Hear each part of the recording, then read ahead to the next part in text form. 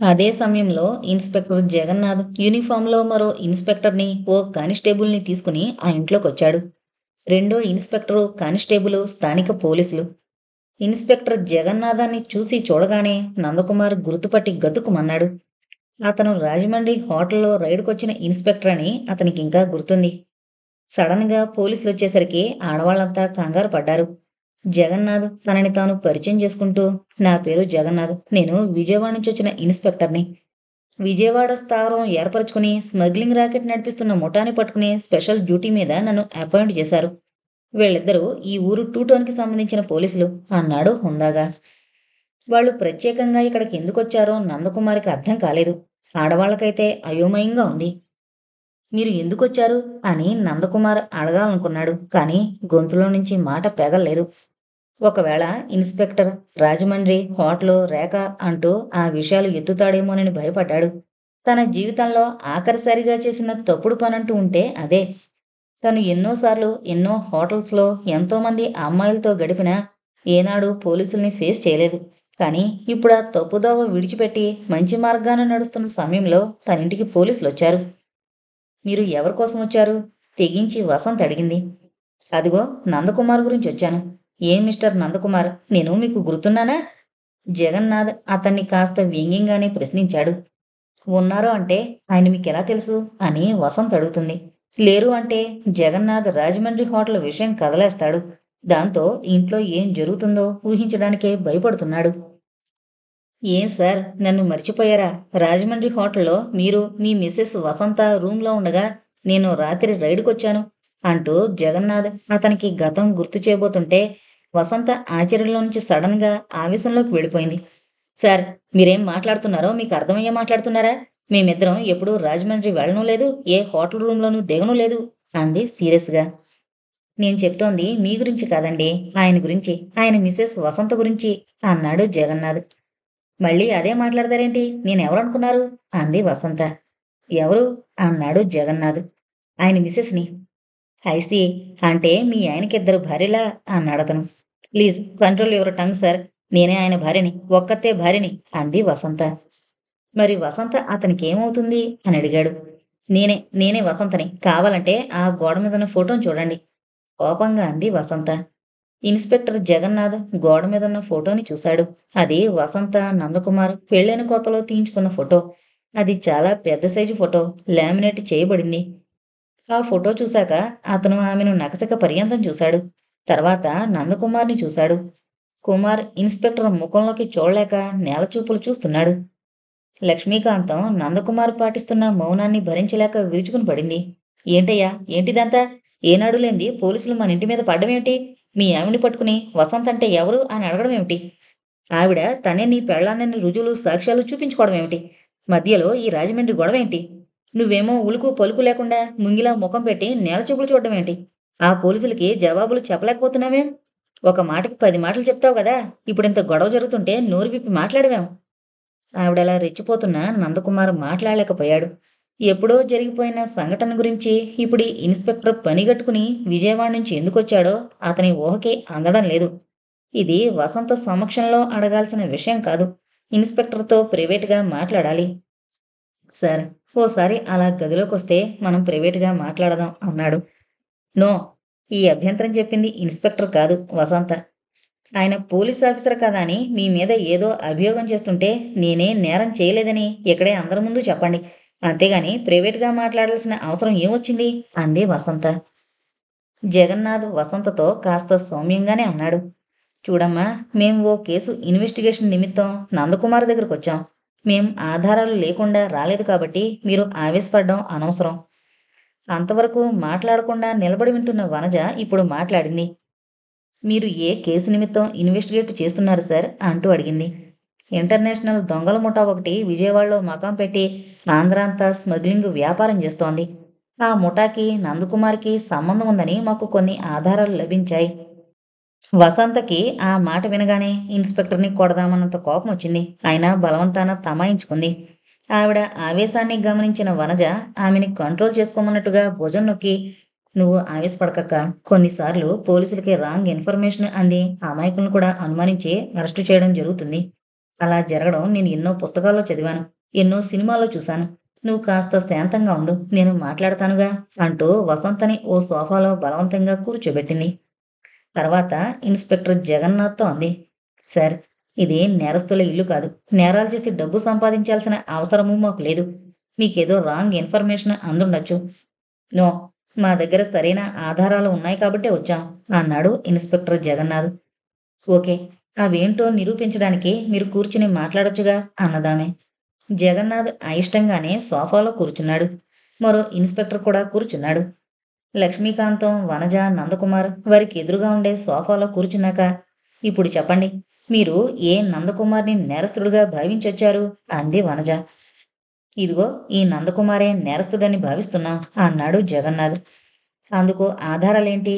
ఈయన భార్య వసంత, I mean రాజమండ్రిలోని ఓ హోటల్లో ఈయన తన భార్యగా మాకు పరిచయం చేసిన వసంత ఆ స్మగ్లింగ్ ముఠాకి సంబంధించిన మనిషి అని తేలింది కాబట్టి. ఎలా తేలింది? ఆవిడ మేం చేసిన ఎన్కౌంటర్లో చనిపోయింది కాబట్టి అన్నాడు ఇన్స్‌పెక్టర్ జగన్నాథ్. ఆ మాట వినగానే నందకుమార్ ఇన్స్‌పెక్టర్ వైపు ఆ విషయం నమ్మలేనట్టుగా చూశాడు. అతనలా చూడడం వసంత గమనించింది. అక్కడికి మీకు బాగా తెలిసిన మనిషి ఎవరో చనిపోయినట్టు మీరెందుకలా చూస్తున్నారు? వసంత ఈ ప్రశ్న వేయకుండా ఉండలేకపోయింది. ఆవిడెవరో నాకెలా తెలుస్తుంది? ఏదో అనాలి కాబట్టి ఆలోచించకుండా అనేశాడు కుమార్. తెలియకుండానే ఆవిడ మీతో రాజమండ్రి హోటల్ రూమ్‌లో ఎందుకుంది? ఆవిడే మీ భార్యని, ఆవిడ పేరు వసంత్ అని మీరు నాతో ఎందుకు చెప్పారు? ఆ హోటల్ రిజిస్టర్‌లో మీ పేరుతో పాటు మీ భార్య పేరు వసంత అని ఎందుకు రాశారు? అతను అడుగుతున్న ఒక్కొక్క ప్రశ్న నందకుమార్ మనసు మీద ఒక్కో కంచి దెబ్బలా తగులుతోంది. జవాబు చెప్పండి గద్దిస్తున్నట్టుగా అంది వసంత. కుమార్ మాట్లాడలేదు. మీరీ మధ్య వెళ్ళింది హైదరాబాద్‌కి. మధ్యలో మీరు రాజమండ్రిలో దిగారా? దిగిన హోటల్ రూమ్‌లో ఎవరో ఆడదాన్ని చూపించి అదే నా భార్య వసంత అని చెప్పారా లేదా? నాకు మీ మౌనం కాదు, సమాధానం కావాలి. ఆయన చెప్పిందంతా అబద్ధమని ఒకసారి బిగ్గరగా అరవండి. వసంత అదుపులోకి రానంత ఆవేశంగా కుమార్‌ని అడిగింది. 2, 3 క్షణాల తర్వాత ఇన్స్‌పెక్టర్ వసంతతో అన్నాడు.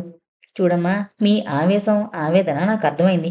మీ మాటల వల్ల మీరే ఆయన అసలు భార్య అని అర్థమైంది.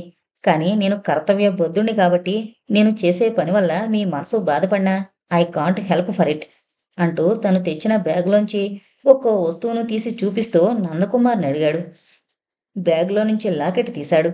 ఇదా అమ్మాయి మెడలో అంటే రాజమండ్రిలో మీ భార్య మెడలో దొరికింది. దీని మీద కుమార్ అనే పేరుంది. అంటే ఈ లాకెట్ మీదేనా? మీరు ఆవిడికి ప్రెజెంట్ చేయడం లాంటిదేమైనా చేశారా?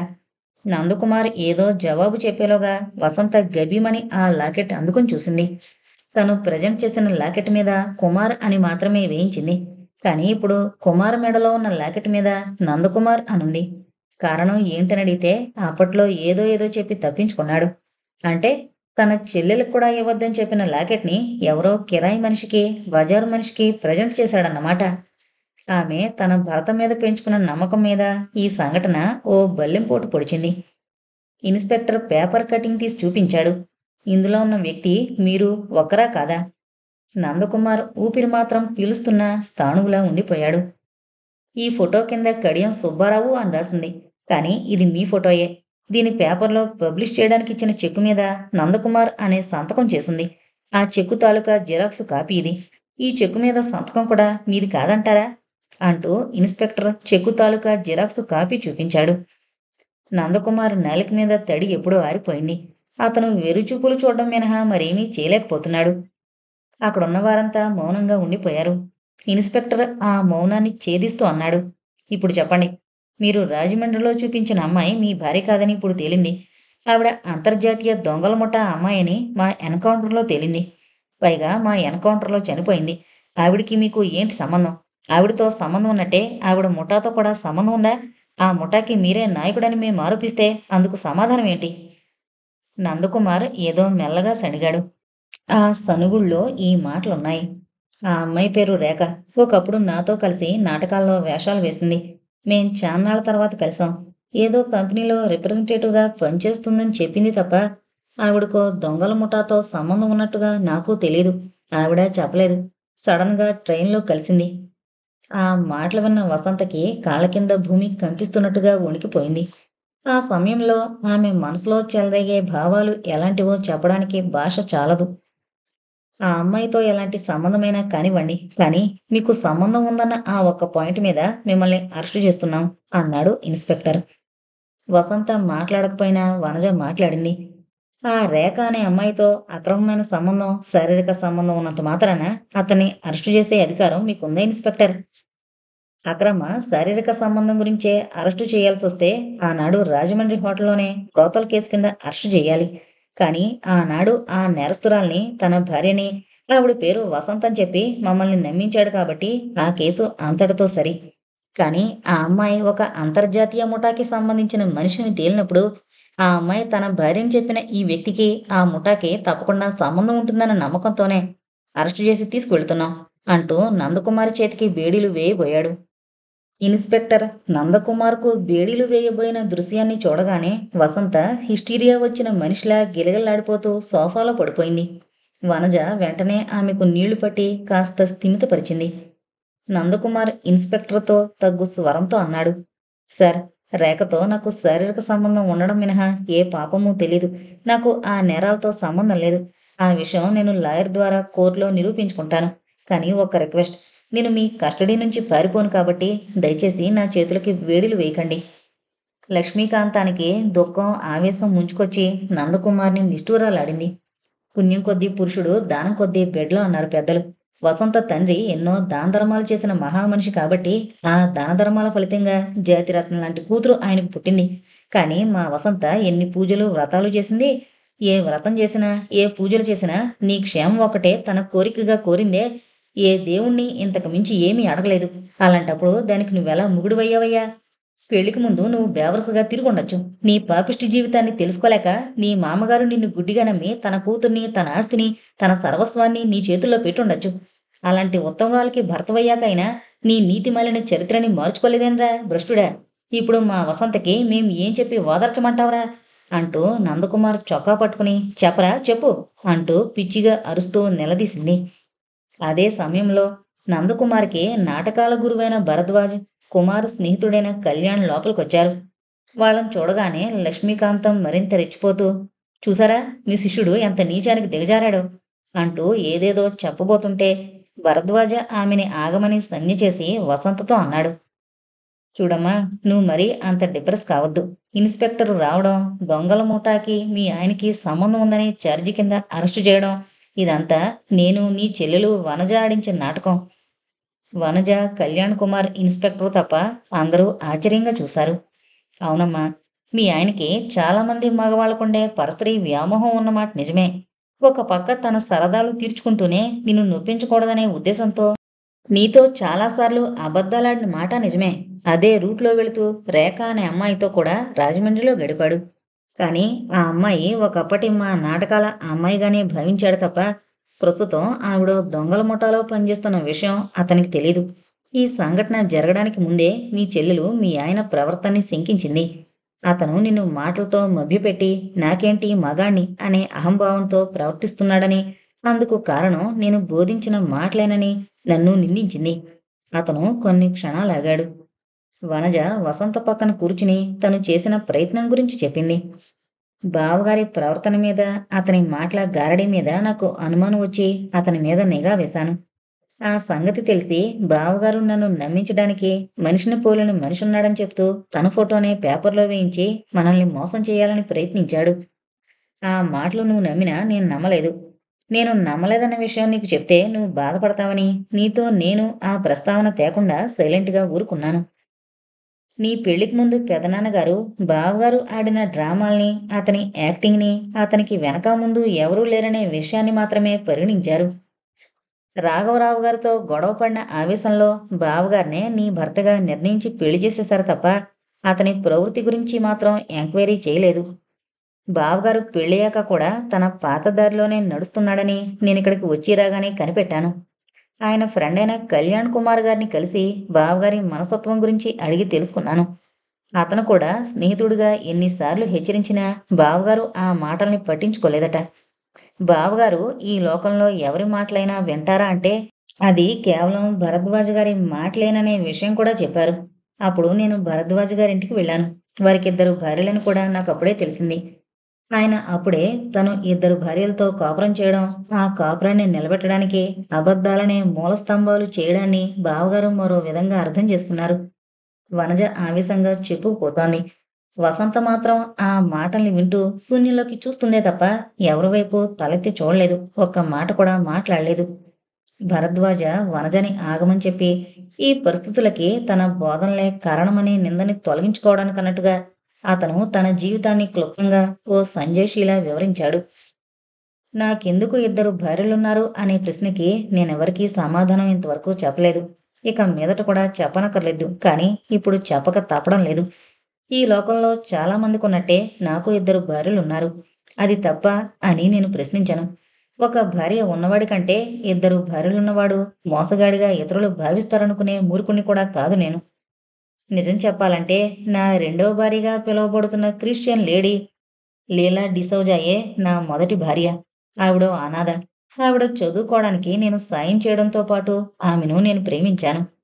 నాకు ఇష్టమైన వ్యక్తిని నా జీవన నేస్తంగా తెచ్చుకోవాలనే అభిలాషతో కానివ్వండి, ఆవిడ జీవితానికో భరోసా, ఓ సెక్యూరిటీ ఇవ్వడానికి కానివ్వండి, నేనావిడ్ని పెళ్లి చేసుకున్నాను. కానీ చిన్నప్పుడే నా తల్లి తండ్రి పోతే నన్ను ఆదరించి హాస్టల్లో చదివించిన మా మేనమామ రామనాథం గారికి ఆయన ఏకైక కుమార్తె గాయత్రిని నాకిచ్చి పెళ్లి చేయాలనే తలంపు కలుగుతుందని నేను ఊహించలేదు.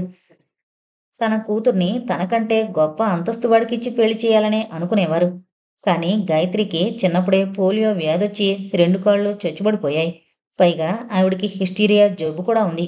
అందుచేత చాలామంది ఆ అమ్మాయిని పెళ్లి చేసుకోవడానికి ఇష్టపడలేదు.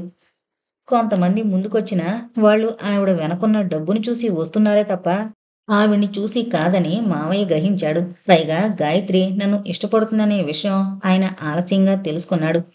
ఆయన గుండె ఆపరేషన్ కోసం అమెరికా వెళ్ళిన సమయంలోనే నేను లీలా డిసౌజాని రిజిస్టర్ మ్యారేజ్ చేసుకున్నాను. ఓ అనాథని పెళ్లి చేసుకుంటే ఆయన ఆగ్రహిస్తారని ముందుగా మా పెళ్లి విషయం ఆయనకి చెప్పలేదు.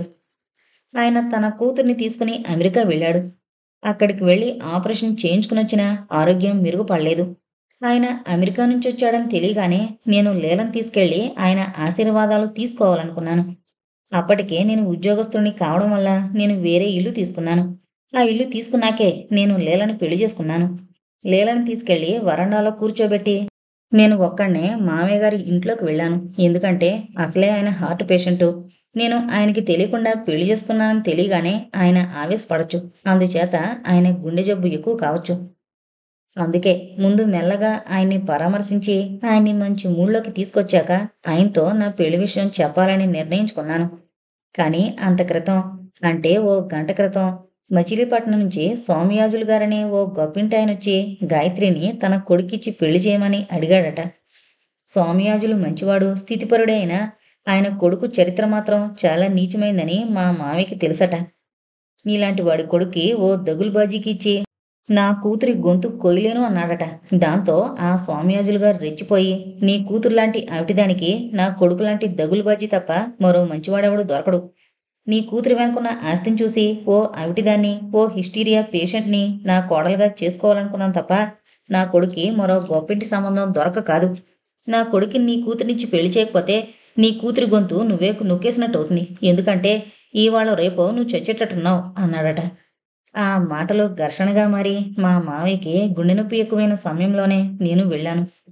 ఈ ఘర్షణంతా విన్న గాయత్రి, నేను చేసుకుంటే భరద్వాజనే చేసుకుంటాను. లేకపోతే నీ తదనంతరం మనకున్న ఆస్తంతా అనాథాశ్రమానికి రాసేసి ఆ ఆశ్రమంలోనే నేను ఓ అనాథగా సెటిల్ అయిపోతాను అని తన నిర్ణయాన్ని నిర్మోహమాటంగా చెప్పేసింది. ఆ ఘర్షణలు, ఆ నిర్ణయాలు జరిగిన దురదృష్ట సమయంలోనే నేను ఆ ఇంట్లోకి అడుగు పెట్టాను. తన గదిలో ఉన్న గాయత్రిని ఆమె గదిలోకి పొమ్మన్నాడు మావయ్య. ఎప్పుడూ వీల్ చైర్లో కూర్చునే గాయత్రి ఆ చైర్ని నడుపుకుంటూ తన గదిలోకి వెళ్ళిపోయింది. తలుపులు దగ్గరగా వేసి రమ్మన్నాడు మావయ్య. నేను అలాగే చేశాను. నేను లీల విషయం చెప్దామనుకుంటుండగానే కంటతడి పెట్టి దిగులుగా ఉన్న మావయ్యని చూసి, నాకు అర్థం కాక, ఏం జరిగింది మావయ్య అని అడిగాను. ఉయ్యాల్లో బిడ్డను పెట్టుకుని ఊరంతా వెతికినట్టు నా బంధువైన నీ గురించి ఆలోచించకుండా మరెవరినో నా అల్లుని చేసుకోవాలని ఆశపడినందుకు ఆ భగవంతుడు నాకింత పనిష్మెంట్ విధించాడు అంటూ ఆయన జరిగిందంతా చెప్పి, నువ్వు ఇప్పటికిప్పుడు నా కూతురి మెళ్ళలో తాళి కట్టి పెళ్లి చేసుకోవాలి. నా గుండె ఇంకా ఎక్కువసేపు పని చేయలేనంటూ మొరాయిస్తోంది. నీకు నేనేదైనా ఉపకారం చేశాననుకుంటే నువ్వు దానికి ప్రత్యుపకారం చేయవలసిన సమయం ఇది అంటూ ఆయన మెల్లమెల్లగా ఒక్కో మాట చెప్తుంటే నా నెత్తి మీద వరుసగా పిడుగులు పడుతున్నట్టుగా చెల్లించిపోయాను. జరిగిపోయిన నా పెళ్లి విషయం చెబుదామనుకుంటే ఆయన నన్ను కోరిన కోరికిది. నాకేం చెయ్యాలో అర్థం కాలేదు. నాకు ఆల్రెడీ పెళ్ళైపోయిన విషయం మెల్లగా ధైర్యం కూడదీసుకుని చెప్పాను. ఆ మాటతో ఆయన హతాశుడైపోయాడు. ఉన్న ఒక్క ఆశ కూడా నెరవేరినట్టుగా అతను తల్లడిల్లిపోయాడు. కొన్ని క్షణాల పాటు మానసిక సంఘర్షణ, గుండెపోటు అనుభవించాక అతను నాకు 2 చేతులతో నమస్కరిస్తూ ఓ విన్నపాన్ని వినిపించాడు. "నువ్వు చేసింది తప్పా? నాకిన్నాళ్ళు నీకిచ్చి పెళ్లి చేయాలనే ఆలోచన రాకపోవడం తప్పా?" అనే వాదోపవాదాలు ఇప్పుడొద్దు. నన్ను ఆ భగవంతుడు తన దగ్గరికి రారమ్మంటూ నా గుండెల్లో గంట వాయిస్తున్నాడు. "నువ్వు నా కూతుర్ని తప్పక పెళ్లి చేసుకోవాలి. ఓ భార్యుండగా మరో భార్యుండడం చట్టరీత్యా తప్పే కావచ్చు. కానీ మానవత్వం కంటే చట్టం గొప్పది కాదు. నా కూతురికి న్యాయం చేయడానికి నువ్వు లీలకి అన్యాయం చెయ్యాలని నేను చెప్పను. కానీ మనసున్న మనిషిగా, నా కూతురుకున్న ఒకే ఒక్క శ్రేయోభిలాషిగా నువ్వు నా కూతుర్ని పెళ్లి చేసుకుని దాన్ని ఉద్ధరించు. అలాగే నీ మొదటి భార్యని నువ్వు పోషించు. ఎవరి కోసం ఎవరిని అన్యాయం చేయనక్కర్లేదు. ఈ సంఘం ఏమంటుంది, ఈ చట్టాలు, ఈ న్యాయాలు ఏమంటాయి అనే విషయం గురించి ఆలోచించుకో. నా మనసు గురించి, కొన్ని గంటల్లో ఓ ఆత్మగా మారబోతున్న నా ఆత్మ గురించి, అన్నీ ఉండి కూడా ఒంటరైపోబోతున్న నా కూతురి గురించి ఆలోచించి నువ్వు నిర్ణయించుకో. నీ మొదటి భార్య విషయం నా కూతురికి చెప్పకు. అది చాలా సెన్సిటివ్. శారీరకంగా వికలాంగురాలైన గాయత్రి మానసికంగా దెబ్బతినకూడదు. అంచేత ఒక్క అబద్ధమాడి దాన్ని పెళ్లి చేసుకో. ఈ ఒక్క పుణ్యం చేసి నా ఆత్మకి శాంతి కలగజేయ్ అంటూ ప్రార్థించాడు. ఆ సమయంలో నేనేం చెయ్యాలో నాకు అర్థం కాలేదు. ఏది మంచి, ఏది చెడు అనే ప్రశ్నలకి సమాధానం దొరకలేదు. ఇంకొన్ని గంటల్లో నన్ను పెంచి పెద్ద చేసిన మావయ్య చనిపోబోతున్నాడు. ఆయన ఆఖరు గడియల్లో నన్ను కోరరాని కోరిక కోరాడు. ఉపకారానికి ప్రత్యుపకారంగా గాయత్రిని పెళ్లి చేసుకోవాలా? లీలా డిసౌజా అనాథాని జాలిపడే సాయం చేసి పెళ్లి చేసుకున్నాను. కానీ ఇప్పుడు డబ్బు, కుటుంబ గౌరవం ఉన్న గాయత్రి కూడా అనాథ కాబోతోంది. నేను లీల దగ్గరికి వెళ్ళి జరిగిన విషయం చెప్పాను.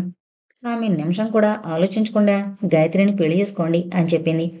అంతేకాదు, నేను ఆడదాన్ని, అనాథని. అయినా నన్ను పెళ్లి చేసుకుని నా జీవితానికి, ఈ సంఘంలో ఉన్న మనుగడకి ఆసరా కల్పించారు. ఈ సమాజం నన్ను మీ రెండో భార్యగా భావించినా పర్వాలేదు. నేను మానవత్వం ఉన్న మనిషికి భార్యగా బ్రతకగలుగుతున్నాననే తృప్తి నాకు చాలు. గాయత్రి గురించి నాతో చర్చించడం మీ సంస్కారానికి నిదర్శనం. ఆవిడ్ని అన్యాయం చేయకండి అని నేను మిమ్మల్ని రిక్వెస్ట్ చేస్తున్నాను. ఆవిడ వల్ల నాకేం అన్యాయం జరగదు. నా జీవితానికి చేయాల్సిన న్యాయమేదో మీరు ఇదివరకే చేశారుగా. గాయత్రికి నా విషయం తెలిస్తే బాధపడుతుంది కాబట్టి ఆవిడికి నా విషయం ఎప్పుడూ చెప్పకండి. మీరు మనుషులు తయారు చేసిన చట్టాల గురించి ఆలోచించకుండా ఈ మనుషులందరినీ పుట్టించిన ఆ భగవంతుడు మీరేం చేస్తే సంతోషిస్తాడో ఒక్కసారి ఆలోచించే నిర్ణయం తీసుకోండి అంటూ సిన్సియర్గా చెప్పింది. దాంతో నేను మానవతా ధర్మాన్ని పాటించి గాయత్రి మెడలో తాళి కట్టాను. ఆ మర్నాడు మావయ్య కన్ను మూశాడు. భరద్వాజ మంచి నటుడు, మంచి గాత్రం ఉన్న మనిషనే అందరికీ తెలుసు. అతని మానవత్వం ఇప్పుడిప్పుడే అక్కడున్నవారికి, ముఖ్యంగా నందకుమారికి అర్థమైంది. అందరూ భరద్వాజ సిన్సియర్గా చెప్తున్న మాటల్ని ఊపిరి బిగబెట్టి వింటున్నారు. అతన్నే రెప్పార్పకుండా చూస్తున్నారు. అతను అందరి వైపు చూసి ప్రస్తుతం ఏర్పడిన సమస్యని సమీక్షిస్తూ మాట్లాడనారంభించాడు. నేను గాయత్రిని పెళ్ళాడిన విషయం లీలకి తెలుసు. కానీ అంతకుముందే లీలని పెళ్ళాడిన విషయం గాయత్రికి తెలీదు. నాతో పరిచయం ఉన్న చాలా మందిలో అతి కొద్ది మందికి నాకు 2 భార్యలున్నారనే విషయం తెలుసు. కానీ నేనెందుకు 2 భార్యల్ని పెళ్ళాడాననే విషయం దాదాపుగా ఎవరికీ తెలీదనే చెప్పాలి. 2 భార్యలకి భర్తగా నేను ఆ 2 మనుషుల్ని సంతోషపెట్టడానికి నేను చేసిన పనులు రెండే 2. ఒకటి, గాయత్రికి నా మొదటి భార్య విషయం చెప్పకపోవడం. 2, ఇద్దరి దగ్గర ఉన్నప్పుడు వాళ్ళ మనసులు సంతోషపడేలా మాటలు చెప్పడం. వాటిని మీరు సమయస్ఫూర్తి అనుకున్నా పర్వాలేదు, అబద్ధాలనుకున్నా పర్వాలేదు, లౌక్యం అనుకున్నా పర్వాలేదు. 2 భార్యలకి భర్తగా అది నా నైతిక ధర్మం అనుకున్నా పర్వాలేదు.